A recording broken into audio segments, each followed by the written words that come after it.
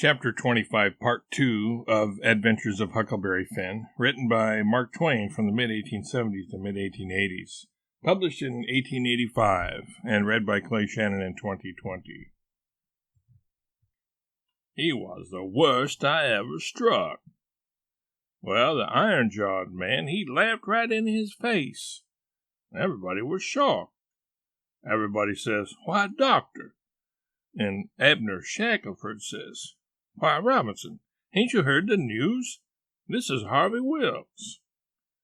The king, he smiled eager and shoved out his flapper and says, "Is it my poor brother's dear good friend and physician? Keep your hands off of me," says the doctor. "You talk like an Englishman, don't you?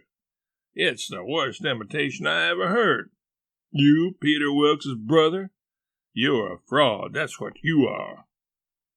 Well, how they all took on. They crowded around the doctor and tried to quiet him down, and tried to explain to him and tell him how Harvey showed in 40 ways that he was Harvey, and knowed everybody by name and the names of the very dogs, and begged him not to hurt Harvey's feelings and the poor girl's feelings and all that.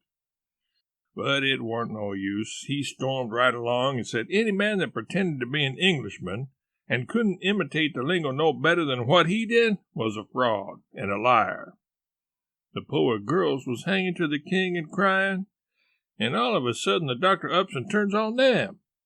He says, "I was your father's friend, and I'm your friend, and I warn you as a friend, and an honest one that wants to protect you and keep you out of harm and trouble, to turn your backs on that scoundrel and have nothing to do with him, the ignorant tramp, with his idiotic Greek and Hebrew, as he calls it.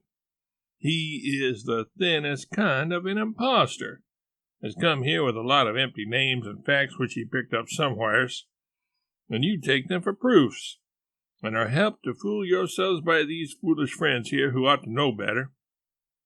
Mary Jane Wilkes, you know me for your friend, and for your unselfish friend, too. Now listen to me. Turn this pitiful rascal out. I beg you to do it.